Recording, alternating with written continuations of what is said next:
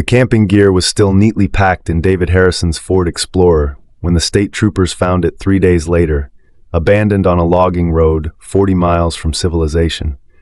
The tent, still in its wrapper, the fishing poles, unused. Sarah's favorite stuffed elephant sitting on the passenger seat like it was waiting for her to come back.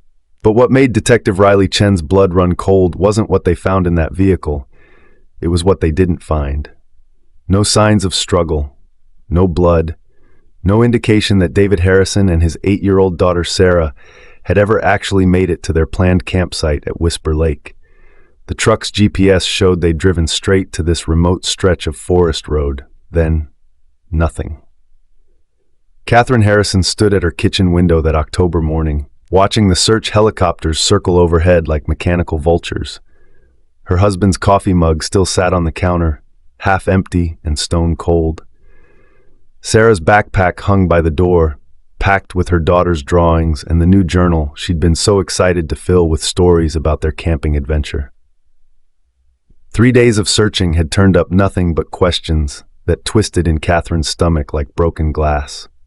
David was meticulous. He planned every detail of their camping trips months in advance. He wouldn't just disappear. Not with Sarah. The radio in the police cruiser stationed in her driveway crackled with another update. Search teams had combed through 12 square miles of dense forest. They'd checked every trail, every clearing, every possible campsite within a 20-mile radius of where the Explorer was found. They'd brought in tracking dogs, thermal imaging equipment, even a helicopter with ground-penetrating radar. Nothing.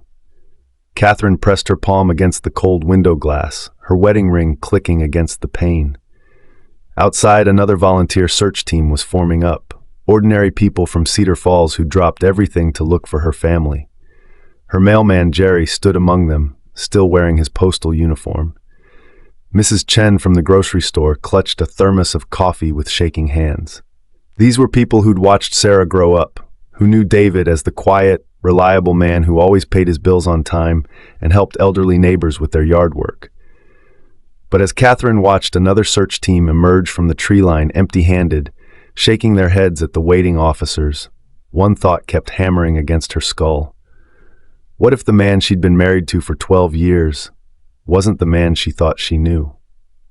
The thought was poison, but it wouldn't leave her alone. David had been different lately, distant, preoccupied, taking phone calls in his study with the door locked. When she'd asked about it, he'd brushed her off with explanations about new corporate clients and increased workload stress. Detective Chen's unmarked sedan pulled into the driveway, and Catherine felt her knees go weak.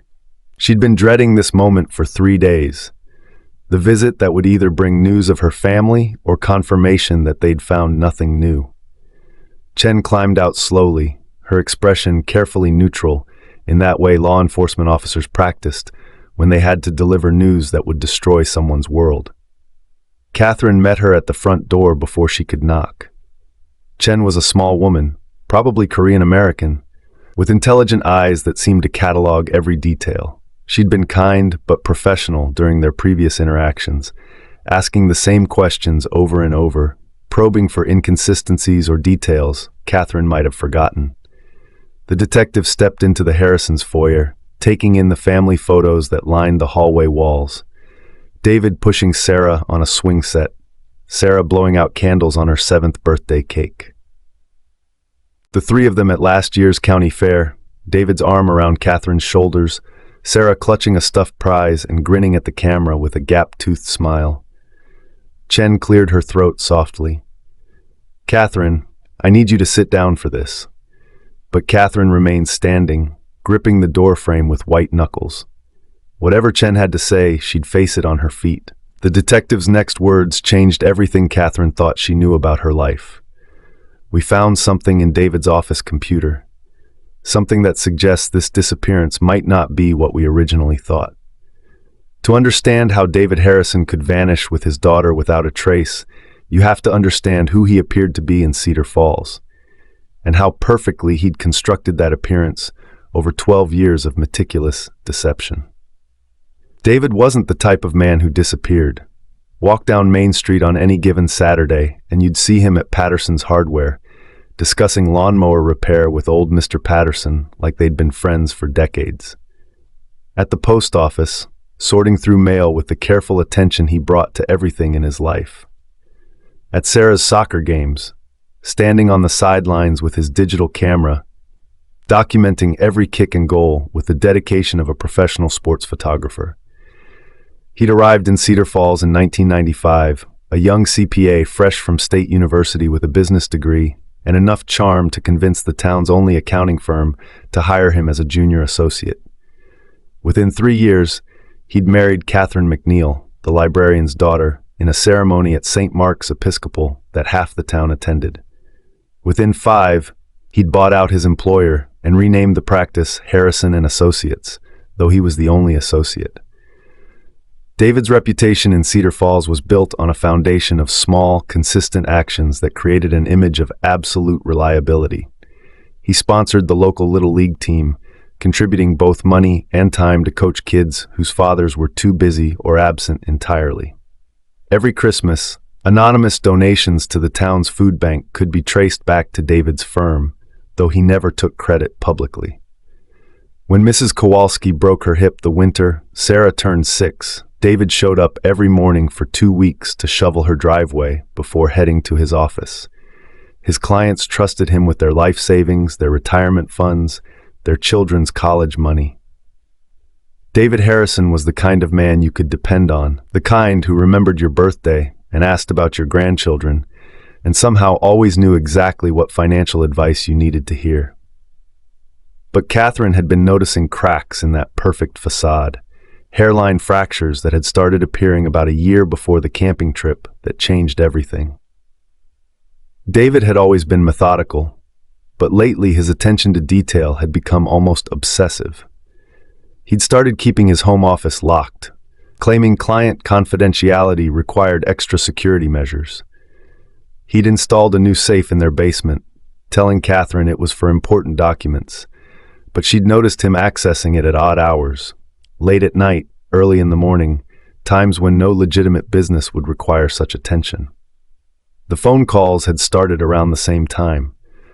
David would excuse himself from dinner to take calls in his study, speaking in low, urgent tones that stopped whenever Catherine walked past the door. When she asked about them, he'd explain they were new corporate clients from Portland, sophisticated accounts that required after-hours consultation. It sounded reasonable enough, but Catherine had been married to David for over a decade, and she knew the difference between his professional voice and his worried voice. Sarah Elena Harrison had inherited the best of both parents, her father's quiet intensity and analytical mind, her mother's warmth and intuitive understanding of people.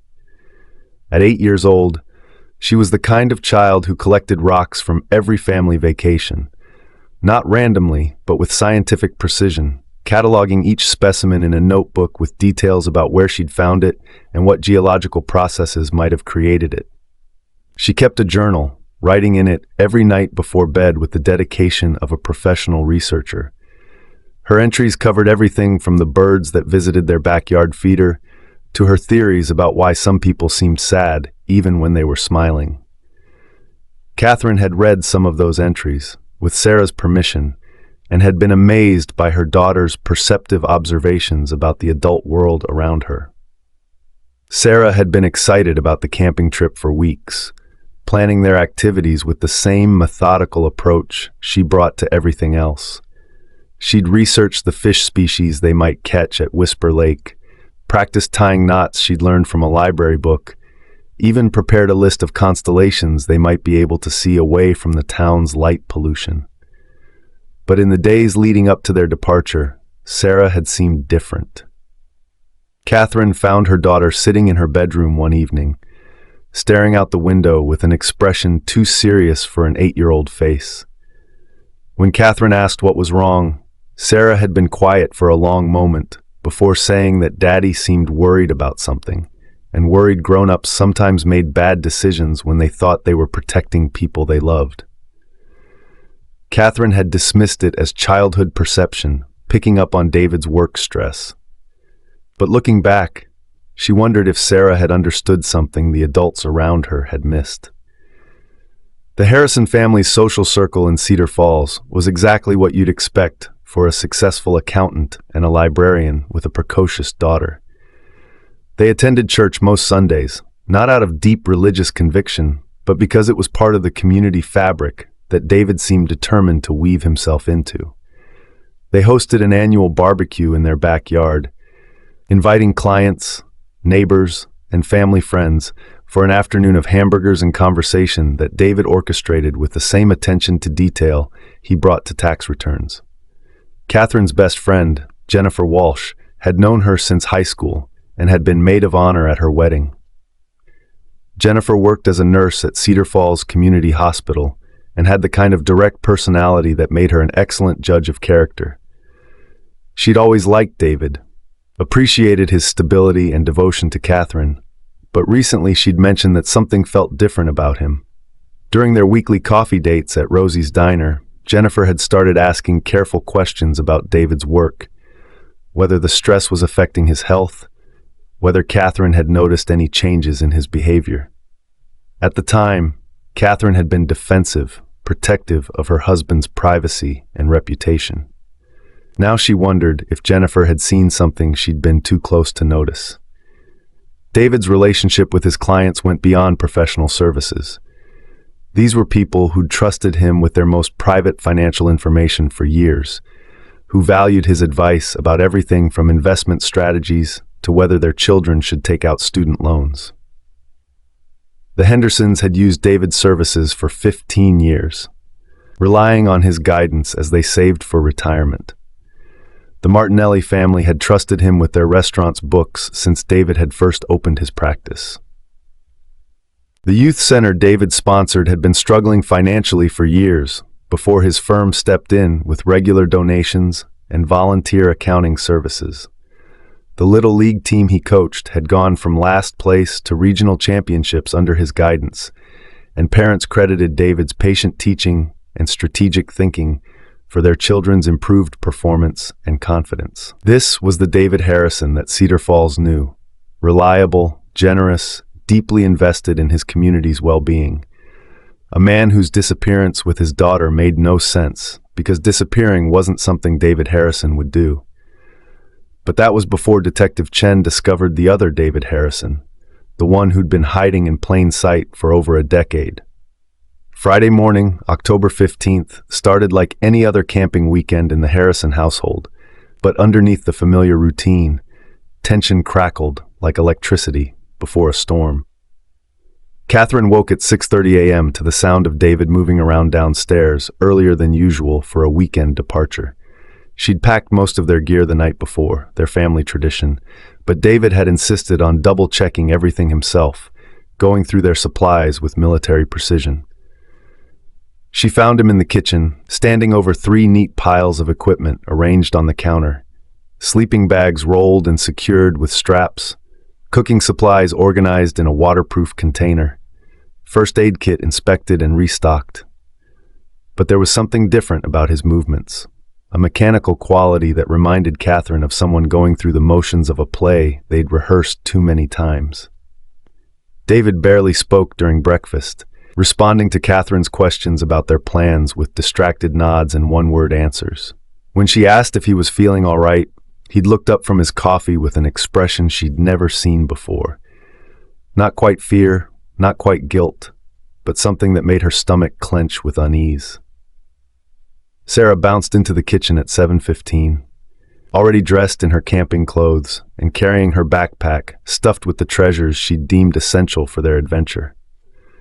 Her new journal, bound in purple leather with her initials embossed in gold. Her grandfather's compass, the one her mother's father had carried in Korea. A bag of trail mix she'd assembled herself, carefully picking out all the raisins because she'd remembered David mentioning once that he didn't like them.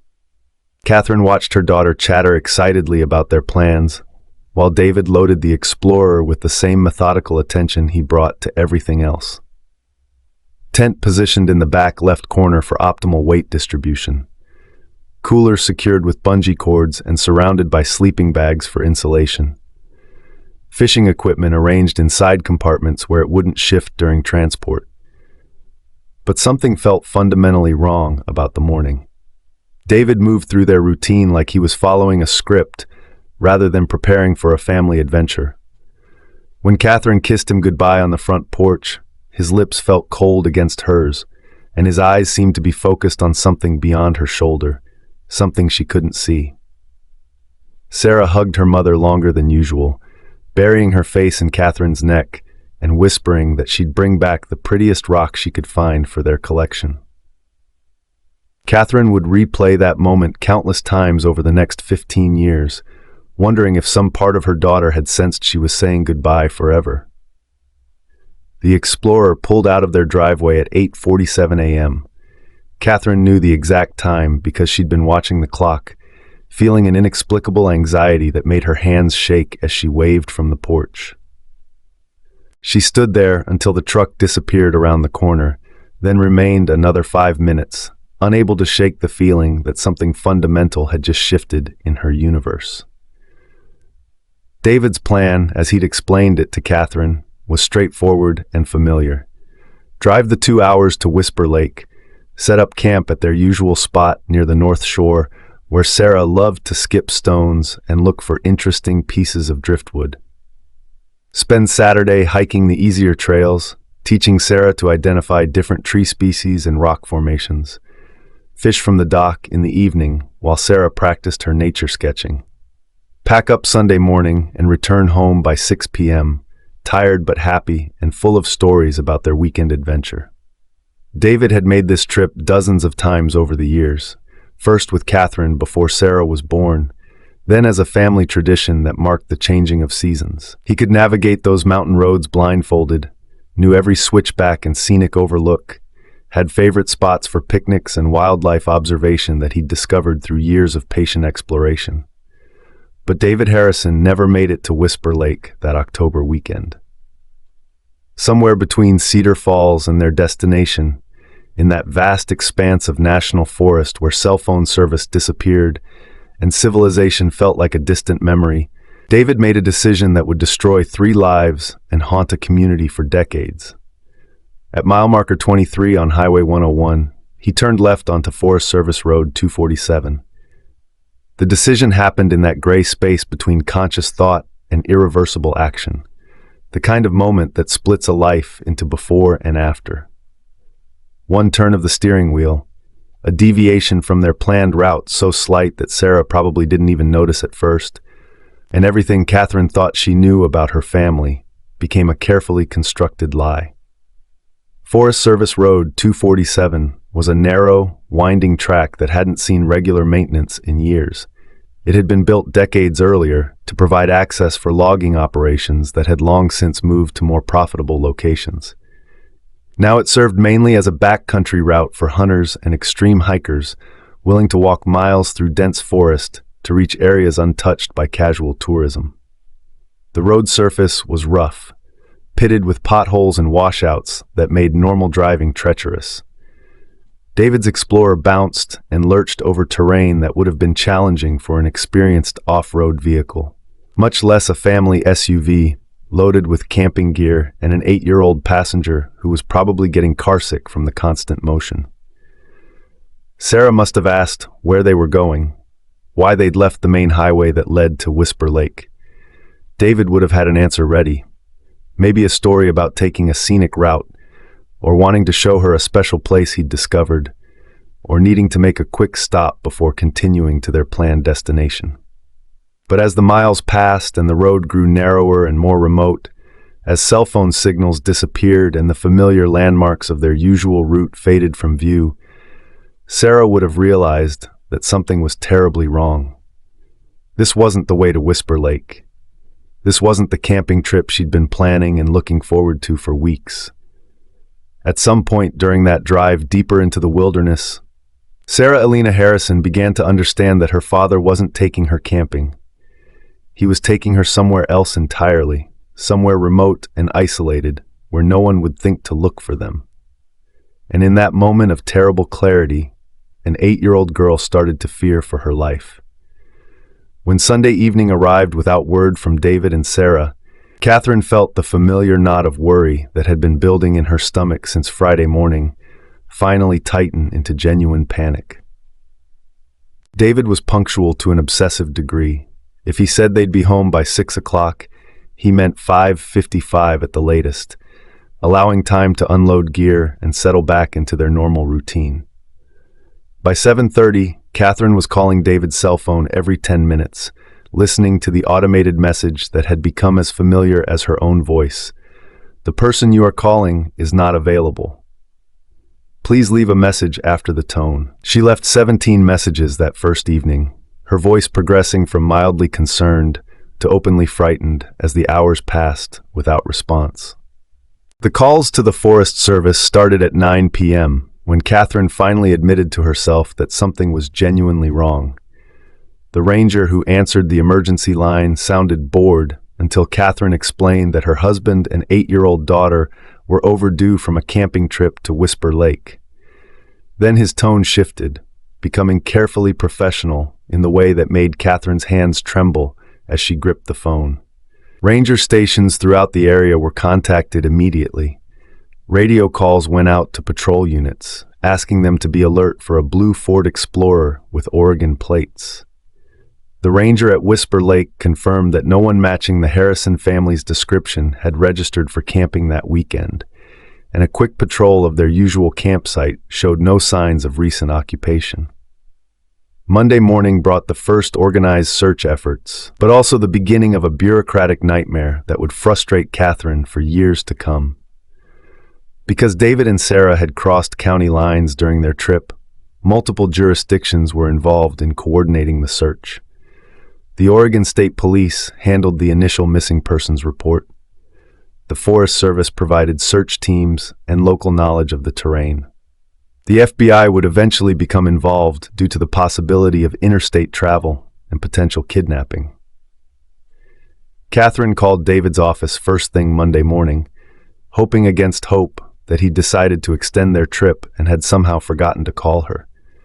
Linda Morrison, David's secretary for the past 6 years, hadn't heard from him since he'd left early Friday afternoon, telling her to cancel his Monday appointments because he might be delayed getting back from his camping trip. That detail hit Catherine like a physical blow. David had never canceled appointments for a camping trip. Never. His clients relied on his availability, and he'd built his reputation on being accessible when they needed financial advice or assistance. The fact that he'd preemptively cleared his Monday schedule suggested he'd been planning something more than a simple weekend getaway. The first volunteer search teams assembled at the Cedar Falls Fire Station Tuesday morning. Catherine was amazed by the turnout. More than 50 people, including neighbors, clients of David's firm, parents from Sarah's school, and complete strangers who'd heard about the missing family on local radio stations. Jerry Patterson from the hardware store brought industrial-strength flashlights and camping supplies. The Methodist Church provided sandwiches and thermos bottles filled with coffee. Catherine joined the searches despite advice from both police and family members to stay home and coordinate communications. She needed to move, to do something active instead of sitting in her house surrounded by reminders of her missing family. She walked the same mountain trails where she'd hiked with David and Sarah just months before, calling their names until her voice went hoarse, looking for any sign that they'd passed through the area. The search teams were methodical and thorough, covering hundreds of square miles of national forest and private timberland. They followed every established hiking trail, checked every known camping area, investigated every abandoned structure or vehicle they encountered. Helicopters with thermal imaging equipment swept vast areas from above, looking for heat signatures that might indicate survivors in need of rescue. The discovery of David's Explorer on Wednesday afternoon should have been the breakthrough everyone was hoping for. Instead, it raised more questions than it answered, and introduced a level of unease that even experienced search and rescue personnel found disturbing. A volunteer searcher named Tom Bradley found the vehicle at approximately 3:15 p.m., sitting empty on Forest Service Road 247, about 12 miles from the nearest paved highway. The Explorer was positioned neatly on a wide spot in the road, as if David had carefully chosen the location and parked there deliberately rather than abandoning the vehicle in an emergency. Everything about the scene felt wrong to the investigators who arrived within an hour of Tom's radio call. The truck's doors were unlocked, keys still in the ignition. David's wallet lay on the dashboard, containing his driver's license, credit cards, and nearly $300 in cash. Sarah's backpack sat in the back seat, her journal still tucked inside with a fresh entry dated Friday morning, describing her excitement about their camping adventure and her hope that they might see a bear from a safe distance. The camping gear was exactly as Catherine remembered helping to pack it, unused, still organized in the neat piles David had arranged with such precision. The cooler was sealed and cold, its contents fresh and untouched.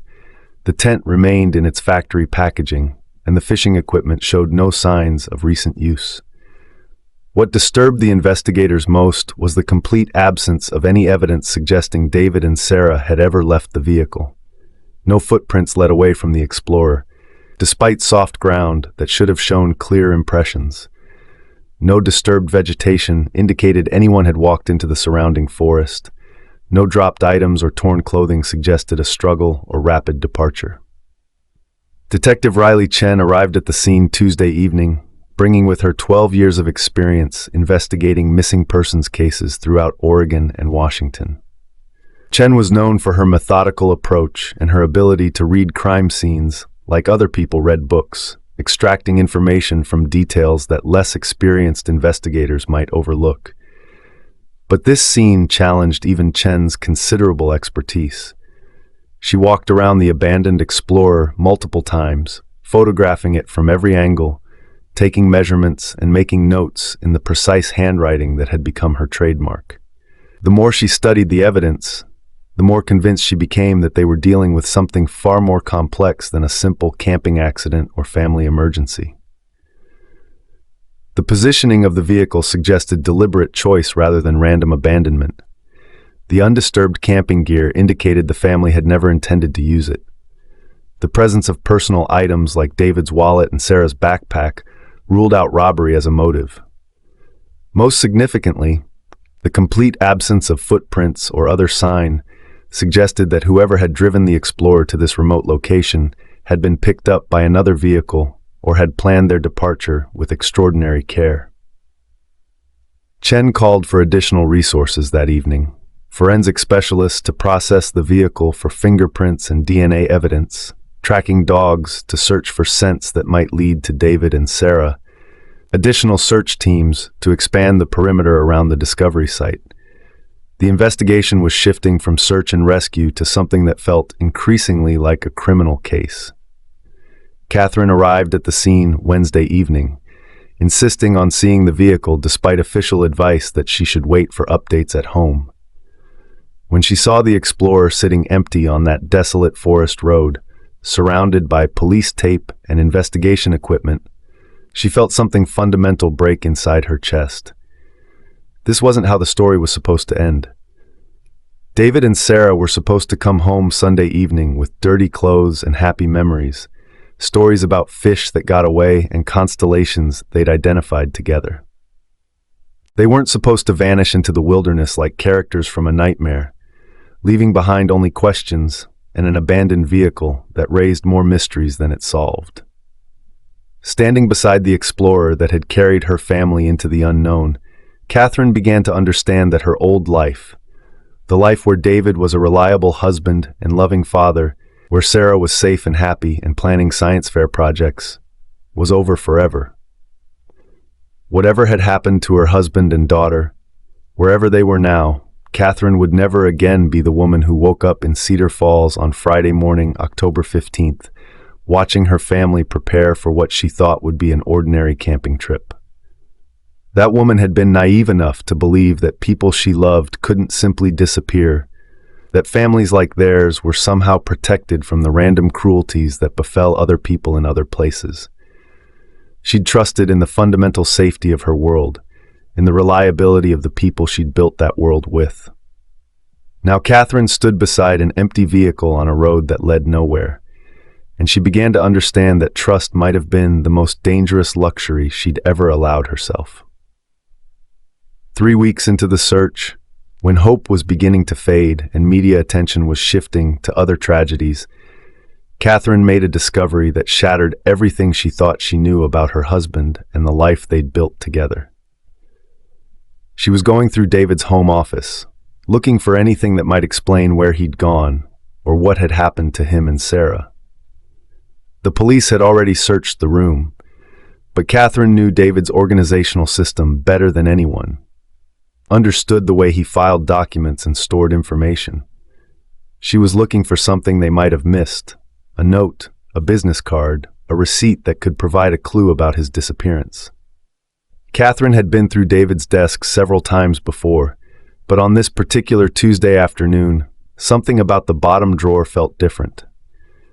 The drawer slid out easily, revealing the usual collection of office supplies and old tax returns.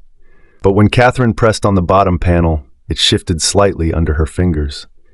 The false bottom had been constructed with the same meticulous attention to detail David brought to everything else in his life. Cut to fit precisely inside the drawer, sealed around the edges to appear seamless, accessible only if you knew exactly where to apply pressure. Catherine might never have found it if desperation hadn't made her search every inch of David's private space. Inside the hidden compartment were documents that painted a picture of a man Catherine had never known existed. Bank statements for accounts she'd never heard of, showing regular deposits that dwarfed David's legitimate income from his accounting practice. Business correspondence with companies that had impressive letterheads but didn't seem to actually exist when Catherine tried to research them online. Legal documents establishing corporate entities with names like Pacific Northwest Consulting and Northwest Financial Services, all signed with David's careful signature, but using names she didn't recognize. Most disturbing of all was a detailed map of Forest Service Road 247, the same remote logging road where David's Explorer had been found. The map was marked with David's handwriting, precise notations about distances, terrain features, and what appeared to be alternate routes to and from the main highway. Certain locations were circled in red ink, and next to one particular spot, David had written what looked like GPS coordinates and the notation primary site. Catherine spread the documents across David's desk, trying to make sense of what she was seeing. The bank statements went back nearly 2 years, showing a pattern of deposits that seemed to coincide with major projects David had handled for his corporate clients. The amounts were substantial, tens of thousands of dollars per transaction, always in round numbers that suggested they weren't legitimate business income.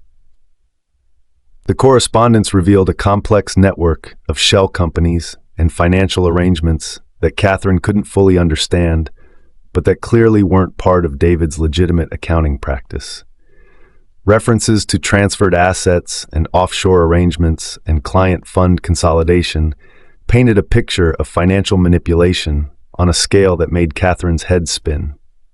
But it was the map that filled her with a dread so profound she had to sit down to keep from falling. David hadn't stumbled onto Forest Service Road 247 by accident or made a wrong turn in unfamiliar territory. He'd been planning that route for months, studying the terrain, identifying specific locations for purposes Catherine was only beginning to understand. She called Detective Chen immediately, her hands shaking as she dialed the number. When Chen answered, Catherine could barely get the words out coherently. She'd found something in David's office, something that suggested his disappearance had been planned in advance, something that changed everything they thought they knew about what had happened to her family. Chen arrived at the Harrison house within 30 minutes, bringing with her a forensic accountant from the state police and an FBI agent who specialized in financial crimes. They spent 4 hours going through David's hidden documents, photographing everything, asking Catherine questions about banking practices and business relationships she'd never known existed. What they uncovered made Catherine's world collapse completely, not gradually, but all at once, like a building imploding under the weight of its own lies. David Harrison had been running an elaborate embezzlement scheme through his accounting firm for over 5 years, skimming money from his corporate clients and funneling it through a network of shell companies and offshore accounts. The scope was staggering. Preliminary estimates suggested he'd stolen over $3 million from pension funds, small businesses, family trusts, and individual retirement accounts. These weren't faceless corporations or wealthy investors who could absorb the losses. David had stolen from people who'd trusted him with their life savings, who'd worked for decades to build retirement funds and college accounts for their children. The Hendersons, who'd been planning to retire next year, had lost nearly everything. The Martinelli family restaurant had been systematically drained of its operating capital. The youth center David had supposedly been supporting with donations had actually been funding his criminal activities with money skimmed from their own accounts. But the revelation that destroyed Catherine wasn't the scope of David's crimes, it was the timeline. The embezzlement had accelerated dramatically in the months before his disappearance, as if he'd been racing against some approaching deadline.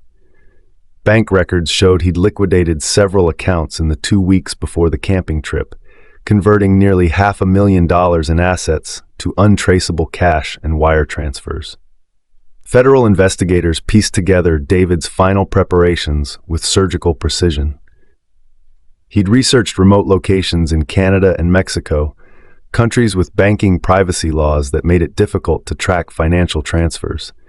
He'd applied for multiple passports under false identities, using documentation that suggested he'd been planning his escape for years.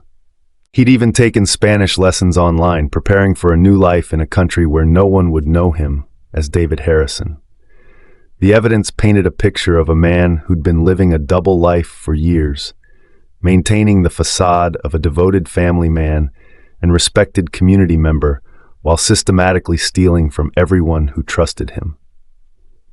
The David Harrison that Cedar Falls knew, the Little League coach, the reliable neighbor, the loving father, had been an elaborate performance designed to deflect suspicion from his criminal activities.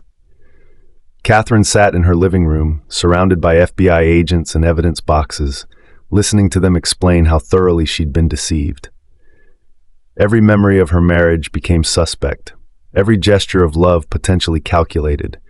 The house they lived in, the cars they drove, the family vacations Sarah treasured, all of it financed with stolen money, paid for with the life savings of people who'd considered David a friend. But there was one detail that didn't fit the pattern of careful planning and calculated escape, one piece of the puzzle that kept investigators awake at night and filled Catherine with a dread deeper than anything she'd ever experienced. If David had planned to disappear, if he'd stolen millions of dollars and mapped out escape routes and prepared false identities, why had he taken Sarah with him? The FBI's Behavioral Analysis Unit had developed psychological profiles of dozens of financial criminals who'd attempted to disappear with stolen money. Almost without exception, they abandoned their families, understanding that traveling with spouse and children made detection more likely and escape more complicated. A man sophisticated enough to plan the kind of complex financial fraud David had executed would understand that an 8-year-old child would be a liability in any escape scenario. Sarah couldn't be expected to maintain false identities or lie convincingly to authorities. She'd miss her mother, her friends, her normal life. She'd ask questions that David couldn't answer without revealing the truth about what he'd done. So why take her? Why risk everything he'd planned and worked toward for years by bringing along a child who could only complicate his escape and increase his chances of being caught? The answer, when it finally occurred to Catherine, made her physically sick. David hadn't taken Sarah because he wanted her with him in his new life. He'd taken her because leaving her behind would have exposed his escape plan too early. Sarah would have told Catherine where they were really going, would have described the remote forest road and the camping gear they'd never used. But once David reached his destination, once he'd successfully transitioned to his planned new identity, Sarah would become a liability he couldn't afford to maintain. Catherine understood, with a clarity that felt like ice water in her veins, that her husband had taken their daughter into the wilderness not to save her, but to silence her permanently. And if David Harrison was capable of the kind of cold calculation required to steal from his friends and neighbors for years, if he could maintain an elaborate deception while systematically destroying the financial futures of people who trusted him, then he was capable of anything, even ending his own daughter's life to protect his freedom. The investigation into David's financial crimes revealed a level of betrayal that went beyond simple theft. As forensic accountants unraveled his complex web of shell companies and fraudulent transactions, Catherine learned that virtually everything about their life together had been built on stolen money. The house where Sarah had taken her first steps and learned to ride a bike, the down payment had come from funds diverted from elderly clients' retirement accounts. The family vacations Sarah treasured, the memories of beaches and amusement parks and camping trips that Catherine had thought represented the best of their life together, all funded with money stolen from working families who were now facing financial ruin because they'd trusted David with their futures. Even Sarah's college fund, which David had made such a show of contributing to every month, had been seeded with money embezzled from the youth center's operating accounts. The organization that provided after-school programs and summer camps for low-income children had been systematically drained to pay for Sarah's future education, creating a cruel irony that made Catherine sick every time she thought about it. The personal betrayals were somehow worse than the financial ones. Catherine discovered that David had been planning his disappearance for at least 2 years, possibly longer. While she'd been working part-time at the library and managing their household, trusting in their marriage and their future together, David had been preparing to abandon her and steal their daughter.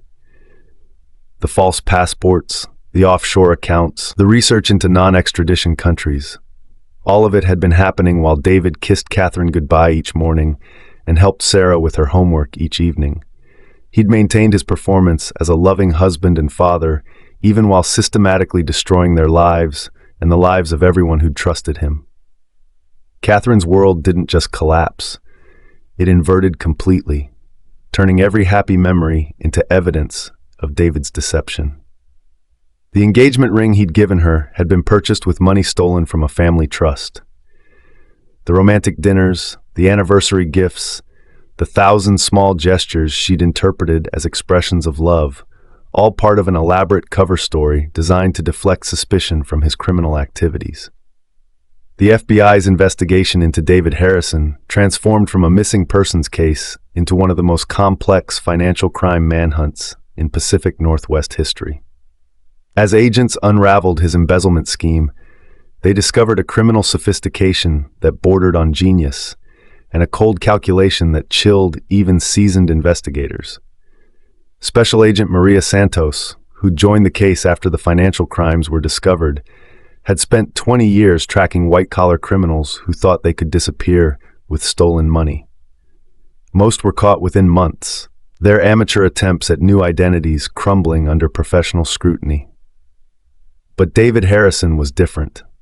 The forged passports weren't crude fakes purchased from street criminals. They were perfect replicas created with stolen blanks and genuine governmental materials, suggesting David had connections to international document forgers that most criminals could never access. His shell companies weren't hastily constructed fronts. They were elaborate corporate structures with legitimate business licenses, established credit histories, and paper trails that took federal forensic accountants months to untangle. Most disturbing of all was the offshore banking network David had constructed. Money had been moved through accounts in the Cayman Islands, Switzerland, Singapore, and Panama, following pathways so complex that tracking the transfers required cooperation from multiple international law enforcement agencies. David hadn't just stolen $3 million. He'd created a financial architecture that could hide that money indefinitely. Catherine spent the months after the discovery living in a nightmare of constant scrutiny. FBI agents searched every inch of her house, looking for evidence of her involvement in David's crimes. They interviewed her friends, her coworkers, her family members, trying to determine whether she could have been ignorant of her husband's criminal activities for so many years. The community of Cedar Falls turned against her with stunning swiftness. People she'd considered friends crossed the street to avoid speaking to her. Parents pulled their children away when she approached at the grocery store. The house where she'd thought she'd live forever became a prison of whispered accusations and hostile stares. But Catherine endured it all because she needed to know what had happened to Sarah. Every lead, every potential sighting, every anonymous tip that came in through the FBI's hotline, Catherine followed them all with desperate hope that her daughter might still be alive somewhere. The investigation took on international dimensions as agents tracked David's digital footprints across multiple continents. Security camera footage from Vancouver International Airport showed a man matching David's description boarding a flight to Mexico City on October 18th, 3 days after he'd disappeared. But the man was traveling alone, carrying documents that identified him as Robert Mitchell, a construction consultant from Portland. Mexican authorities cooperated fully with the investigation, but their resources were limited and David's trail went cold in Mexico City's sprawling urban maze. He could have caught another flight to anywhere in Central or South America, or simply disappeared into one of the millions of expatriate Americans living throughout Mexico. More sightings followed over the years. A man matching David's description was spotted in Guatemala City in 2012, living under the name Michael Davis and working as an English teacher at a private school. But when authorities investigated, they found the real Michael Davis, an Ohio native with no connection to the Harrison case who'd been teaching in Guatemala for 5 years. A similar lead in Costa Rica proved equally fruitless, as did reported sightings in Ecuador, Argentina, and Brazil. Each false lead was torture for Catherine, raising hopes that would be crushed when investigations revealed cases of mistaken identity or deliberate hoaxes. The most promising breakthrough came in 2017, 12 years after David's disappearance, when Interpol flagged suspicious banking activity in a Swiss account connected to one of David's shell companies. Someone had accessed the account using authentication codes that only David should have known, withdrawing 40,000 euros in cash from ATMs throughout Zurich. Swiss authorities provided security camera footage from the bank machines, but the man in the images was unrecognizable. Significantly older, at least 50 pounds heavier, with gray hair and a full beard that changed the entire shape of his face. Plastic surgery had altered his nose and jawline, but digital analysis suggested the bone structure was consistent with David Harrison's facial geometry. Catherine stared at those grainy surveillance photos for hours, trying to see her husband in the stranger's features. This man had David's height and general build, but everything else seemed different. If this was David, he'd invested significant time and money in completely transforming his appearance. But there was still no sign of Sarah. The revelation that destroyed Catherine's last hopes came not from law enforcement, but from David himself. In a letter that arrived at her house on a Tuesday morning in March, exactly 15 years after his disappearance. The envelope bore no return address and had been mailed from somewhere in South America. The postmark was too smudged to read clearly. Inside was a single sheet of paper covered with David's familiar handwriting, the careful script that Catherine remembered from grocery lists and birthday cards, and notes he'd left on the refrigerator during their marriage. Catherine, I know you've been looking for Sarah. I know you've spent 15 years hoping she might still be alive, that somehow I might have taken her with me to start a new life somewhere safe. I've watched the news reports about the investigation, followed the FBI's progress through contacts I still maintain. I know what you think of me now, what everyone thinks of me. You deserve to know the truth, even if it destroys whatever hope you might still have. Sarah is gone. She's been gone since the day we disappeared. I never planned to take her with me. The plan was to disappear alone, to let everyone assume I'd died in some kind of camping accident while making my escape to a new life. But Sarah figured out something was wrong during the drive. She knew we weren't going to Whisper Lake.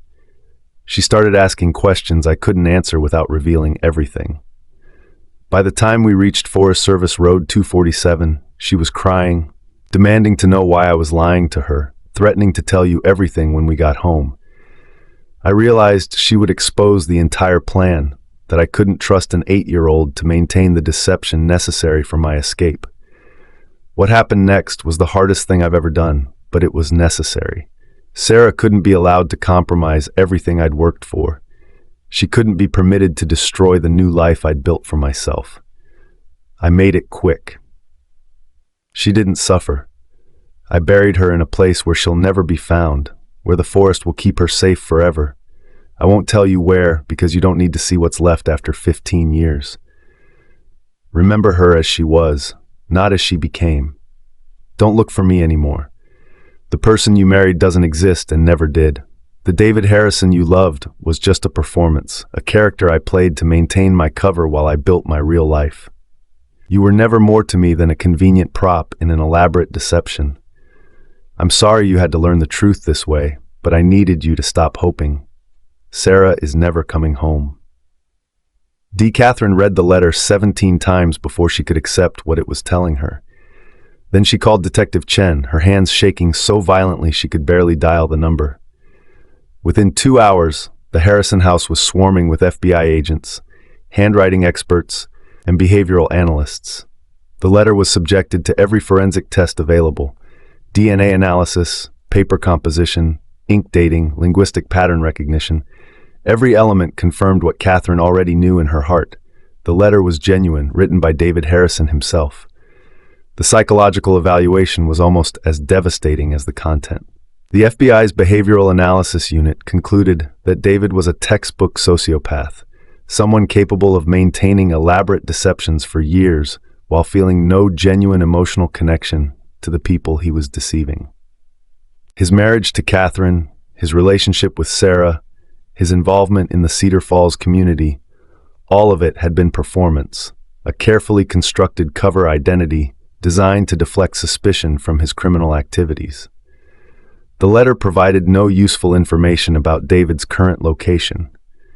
Forensic analysis suggested it had been mailed from somewhere in Colombia or Ecuador, but the postmark was too degraded to provide specifics.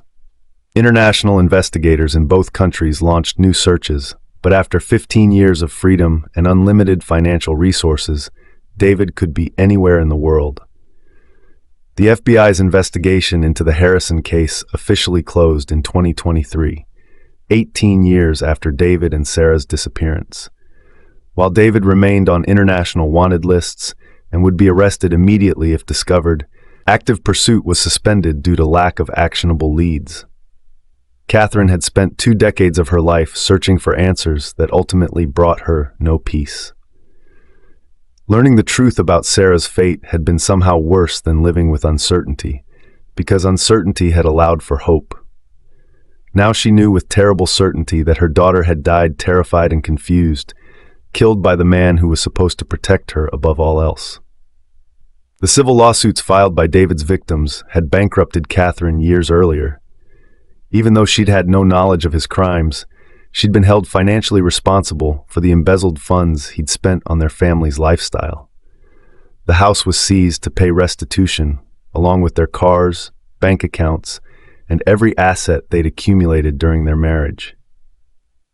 Catherine moved to Portland, where she found work as a librarian and tried to rebuild some semblance of a normal life.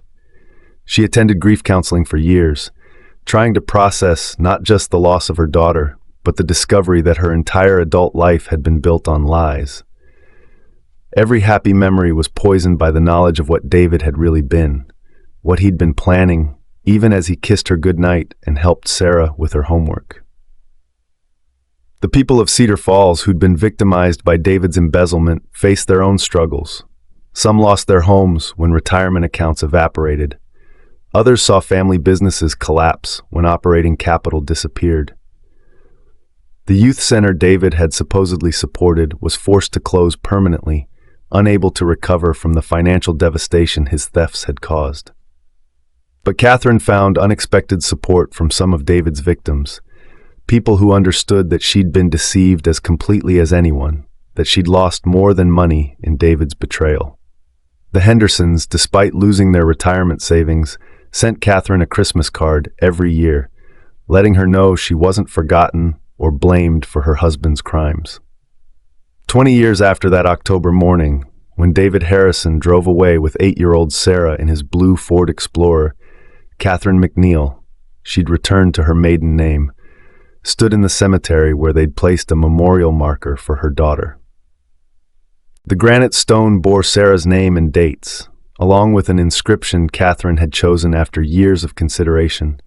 Beloved daughter, whose bright spirit could never be diminished by the darkness that took her away. There was no body buried beneath the marker, but Catherine needed a place to visit, a physical location where she could sit and remember the child Sarah had been before David destroyed everything. Detective Riley Chen, now retired from the Oregon State Police, still called Catherine every year on the anniversary of the disappearance. They developed an unlikely friendship forged in the crucible of investigating the darkest crime either of them had ever encountered. Chen had told Catherine that in 30 years of law enforcement, she'd never encountered a criminal as calculating as David Harrison or a case that haunted her as persistently. The investigation had revealed the terrifying truth about certain types of predators, that they could live among us for decades, maintaining perfect facades while planning acts of unspeakable evil. David hadn't been a monster who looked like a monster. He'd been a monster who looked like everyone's ideal neighbor, the kind of man people pointed to as an example of what a husband and father should be. Catherine had learned to live with the knowledge that evil doesn't always announce itself with obvious warning signs. Sometimes it comes disguised as reliability and kindness, as little league coaching and community involvement, as the person who remembers your birthday and asks about your grandchildren and somehow always knows exactly what you need to hear. The hardest truth Catherine had to accept was that she probably could never have prevented what happened to Sarah. David's deception had been so complete, his performance so convincing, that even trained federal investigators had initially assumed Catherine must have known about his crimes. If professional law enforcement couldn't immediately see through David's facade, how could she have been expected to recognize the monster sleeping beside her every night? In quiet moments, Catherine sometimes wondered if David was still alive somewhere, living under another assumed identity in another country, perhaps even with another family he was deceiving. The thought made her physically sick, but she'd learned to push such speculations aside. David Harrison had taken her daughter, her marriage, her home, and 20 years of her life. She wouldn't let him take whatever future she had left. Catherine had never remarried, never had other children. She'd thrown herself into her work at the Portland Public Library, eventually becoming head of the children's section, where she could honor Sarah's memory by helping other young minds discover the joy of learning. She volunteered with organizations that supported families of missing children, understanding better than most the particular torture of uncertainty and false hope. On quiet evenings in her small apartment, Catherine would sometimes take out the photo album she'd assembled of Sarah's short life. 8 years of birthday parties and Christmas mornings, of first days of school and family vacations that she now knew had been financed with stolen money. But the joy on Sarah's face in those pictures was real, even if everything else had been a lie. Her daughter had been happy, at least until those final terrible moments on a remote forest road. That was the thought Catherine held on to when the darkness threatened to overwhelm her. Sarah had experienced 8 years of childhood happiness, 8 years of believing she was safe and loved and protected. She delighted in collecting rocks and writing in her journal and planning science fair projects. She'd skipped stones at Whisper Lake and identified constellations with her father and fallen asleep every night, believing tomorrow would bring new adventures. David Harrison had murdered his daughter to protect his freedom, but he couldn't murder her memory or the impact she'd had on everyone who'd known her. Sarah's teacher still remembered her curiosity and kindness. Her classmates, now adults with children of their own, spoke of her whenever they encountered Catherine in Portland. Sarah's brief life had mattered, even if it had been cut short by unimaginable evil. Catherine understood now that healing didn't mean forgetting or forgiving. It meant choosing to build something meaningful from the ruins David had left behind. Every child she helped discover the magic of reading was a small victory over the darkness that had taken her daughter. Every family of missing children she supported was a way of honoring Sarah's memory. The monster who'd destroyed her family was still out there somewhere, probably still convincing people he was someone they could trust. But Catherine had learned that evil ultimately defeats itself by its own emptiness. David might have escaped justice in this world, but he would spend the rest of his life running from the truth of what he was. Never able to form genuine connections or experience real happiness. In the end, Catherine had something David could never have, the knowledge that she had truly loved and been truly loved, that her daughter's life had been filled with authentic joy, even if it had ended in darkness. That truth was worth more than all the money David had stolen, more valuable than the false life he'd constructed and abandoned. Standing beside Sarah's memorial marker, as autumn leaves swirled around her feet, Catherine whispered the same promise she made every year. "I'll never forget you, baby. I'll never stop loving you. And I'll make sure the world remembers that you were here, that you mattered, that you were more than just a victim of someone else's evil." The wind carried her words across the cemetery, and for just a moment, Catherine could almost hear Sarah's voice carried back on the breeze. "I love you too, Mama. I'm okay now. You can be okay too." Catherine walked back to her car with tears on her cheeks, but peace in her heart. She'd learned the hardest truth of all. Sometimes survival meant accepting that some questions would never be answered, some wounds would never fully heal, and some evils would never be punished. But it also meant understanding that love persists even after everything else is destroyed, that memory can be stronger than death, and that choosing to continue living and loving in the face of unimaginable loss is the most profound victory over evil that any of us can achieve. The David Harrison case remains one of the most disturbing unsolved mysteries in Pacific Northwest history, a reminder that monsters don't always look like monsters, and that the people we trust most can sometimes be the ones most capable of destroying our lives. If you enjoyed this deep dive into one of America's most chilling family disappearance cases, please subscribe to our channel for more true crime content that explores the darkest corners of human behavior. Hit that notification bell so you never miss our latest investigations into cases that prove truth really can be stranger and more terrifying than fiction. What do you think happened to David Harrison? Is he still alive somewhere under a new identity? Share your theories in the comments below.